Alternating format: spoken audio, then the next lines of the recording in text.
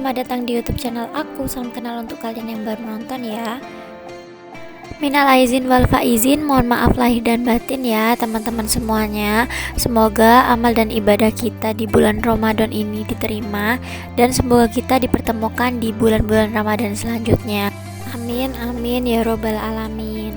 Video ini dibuat hari Minggu tanggal 1 Mei 2022 menjelang Idul Fitri, karena menu ini biasanya yang wajib ada di rumah, yaitu ketupat, rendang, opor ayam, dan sambal goreng kentang rempelo ati.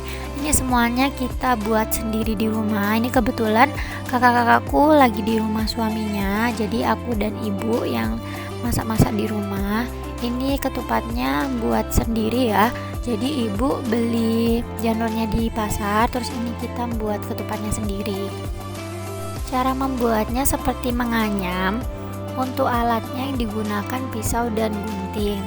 Ini janurnya bagus-bagus ya, lebar dan mudah, jadi mudah untuk dianyam. Ini caranya gampang-gampang susah, pokoknya kalau udah jadi kerangka itu kita tinggal ngerapiin aja. Jadi bagian-bagian yang kosong, terus bagian yang panjang itu kita pendekin, pokoknya bisa rapi dan sesuai dengan keinginan. Untuk jenis ketupat sendiri itu sebenarnya ada berbagai macam, tapi ini ketupat yang biasa ibuku buat seperti ini. Tapi kalau kakungku itu di Jember biasanya buat ketupat duduk gitu, jadi bervariasi.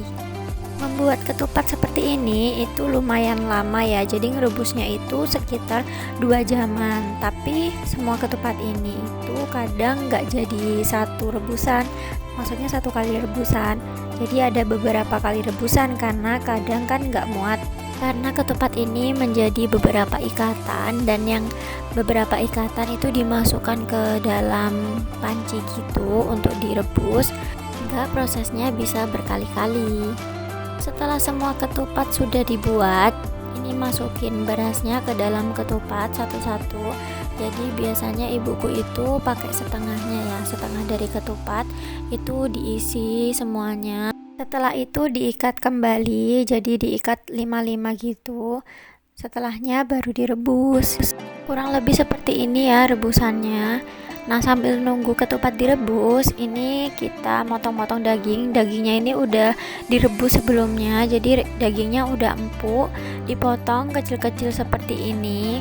Sebenarnya nggak kecil sih, ini agak tebel. Terus setelah itu diketok pakai ulekan seperti ini, jadi dagingnya itu lebih lebar dan lebih gepeng gitu. Nah, kalau sudah kira-kira seperti ini ya penampilannya.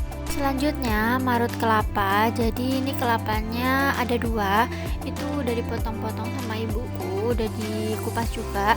Tips dari aku, kalau misalkan kalian marut kelapa biar gak capek, itu kalian parut aja dari atas sampai bawah, dan itu pakai tenaga yang normal aja, biasa aja, nggak perlu terlalu cepat.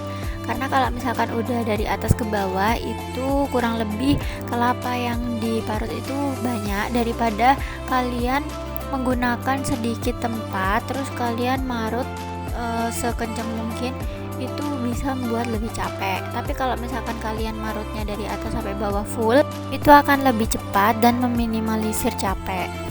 Karena semua menu hari ini itu menggunakan santan, jadi santan yang digunakan itu lebih banyak, otomatis kelapa yang diparut itu juga lebih banyak.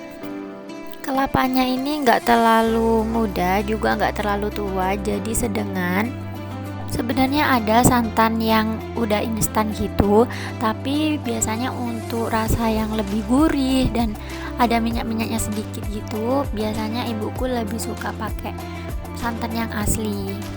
Tapi untuk beberapa kasus kayak misalkan buat kue atau buat petis, itu ibuku pakai santan yang instan.